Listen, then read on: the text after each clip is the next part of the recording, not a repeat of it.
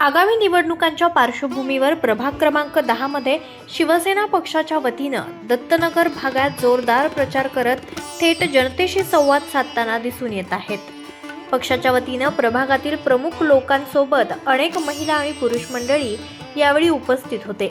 यावेळेस शिवसेनेचे सुनील सोनसळे, अनुसूचित जाती दीपाली थोरवट, नागरिकांचा मागास प्रवर्ग चेरकुला भारती, सर्वसाधारण महिला गोगिनेनी नागेश्वर, सर्वसाधारण पुरुष या सर्व उमेदवारांच्या प्रचारार्थ डोर टू डोर संवाद साधण्यात आला. प्रचारादरम्यान उमेदवारांनी आणि कार्यकर्त्यांनी दत्तनगर भागातील नागरिकांची भेट घेऊन स्थानिक रहिवाशांशी संवाद साधून निवडून आल्यानंतर कसा विकास करू हे सांगितलं. यावेळेस सरकारच्या योजना आणि प्रभागाचा विकास या मुद्द्यांवर भर देण्यात आला होता. त्यावेळेस शिवसेना पक्षाचे स्थानिक पदाधिकारी, कार्यकर्ते आणि नागरिक मोठ्या संख्येनं उपस्थित होते.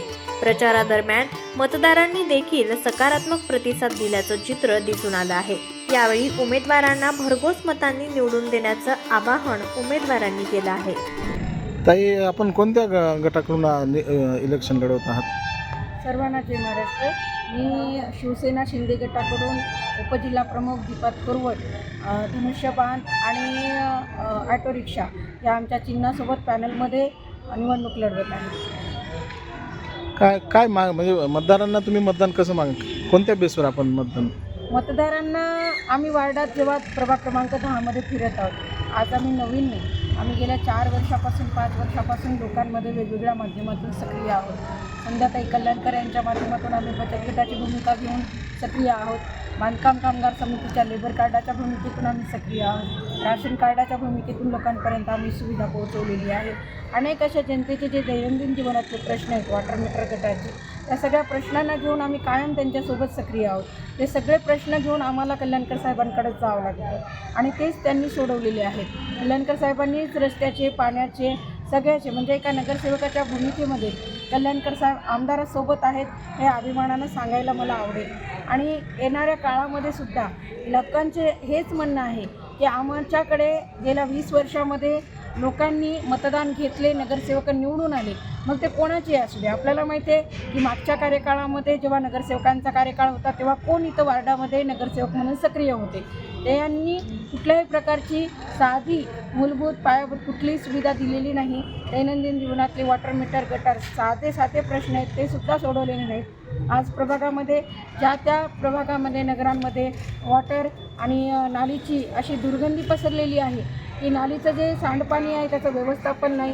इतकं घाण वास त्या ठिकाणी पसरलेला आहे, रोगराई पसरलेली आहे. घरामध्ये जायला अक्षरशः रस्तेसुद्धा नाही. आपण पाहू शकता दरवेशनगर या ठिकाणी जाऊन इतकं घाणीचं साम्राज्य त्या ठिकाणी आहे. कचरा व्यवस्थापन नाही, घनकचरा येऊ शकत नाही.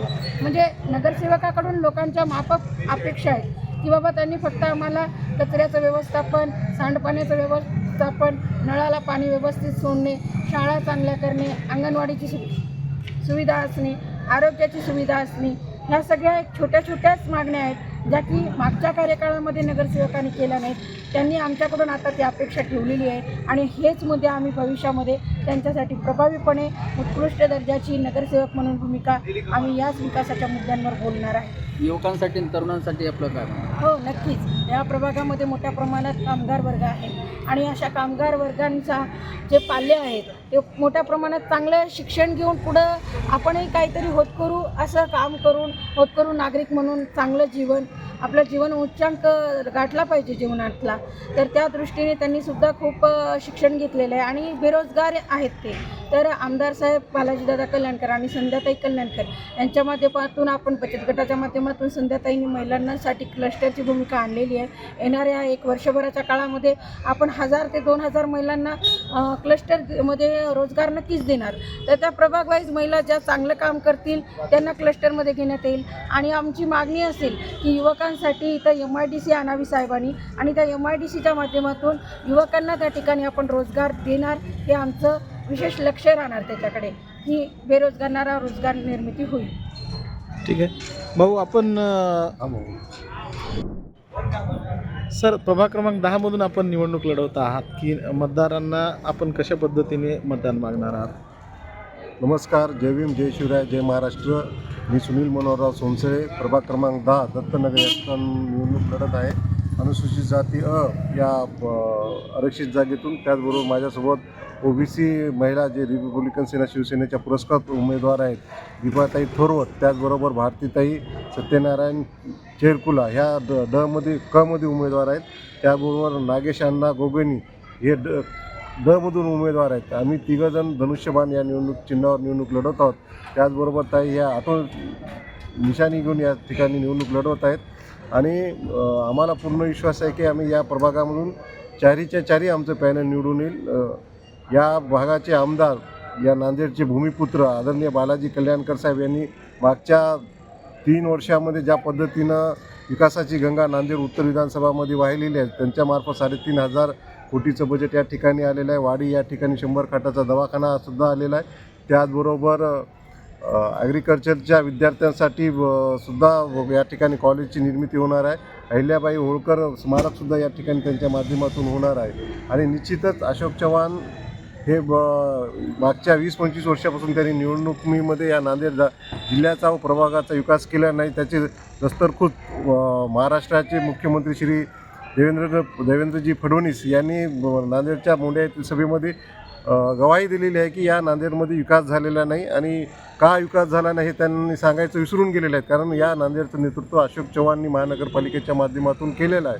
आणि तेच अशोक चव्हाण कपडे बदलून आलेले आहेत. त्या अशोक चव्हाण म्हणजे नांदेडची जनता आणि नांदेडची लोक म्हणत आहेत ते रावण आहे, जे वेश बदलून साधूचा वेश घेऊन या भाजपमध्ये आले. आणि भाजपमधल्या बी अनेक लोक त्यांच्या या कार्याला नाराज आहेत. त्यांनी भाजपच्या बी निष्ठावंत कार्यकर्त्याला दूर ठेवलेला आहे.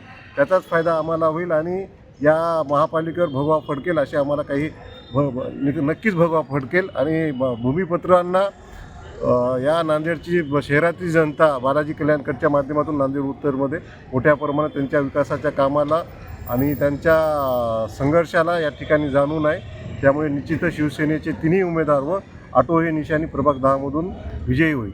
अशोक चव्हाण मतदारांना आवाहन करतात की कोणाचे खा मटण, पण मटण फक्त कमळाचा दाबा म्हणतात. नाही, अशोक चव्हाणला विचारधारा नाही, त्यांच्याकडे कोणतीही नैतिकता नाही.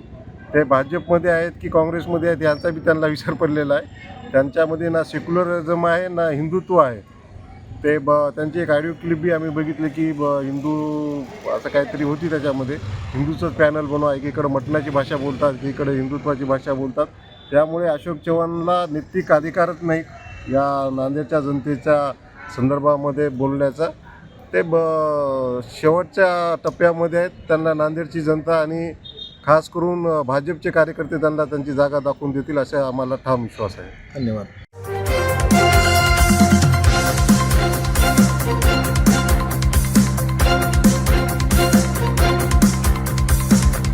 समाज साधना न्यूज, समाजहितासाठी सदैव अग्रेसर.